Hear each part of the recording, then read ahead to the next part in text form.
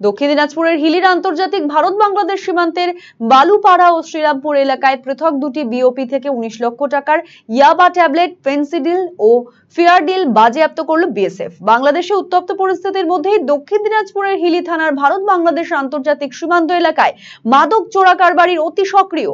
রবিবার বালুপাড়া বিওপি এলাকা থেকে ৩,৭০০টি নিষিদ্ধ ইয়াবা ট্যাবলেট উদ্ধার করে বিএসএফ। পাশাপাশি শ্রীরামপুর বিওপি এলাকা থেকে ১৯২ বোতল ফেয়ারডিল ও ৮৯ বোতল ফেন্সিডিল উদ্ধার করে বিএসএফ জওয়ানরা। তবে পৃথক দুটি ঘটনাতেই কাউকে গ্রেফতার করতে পারেনি বিএসএফ।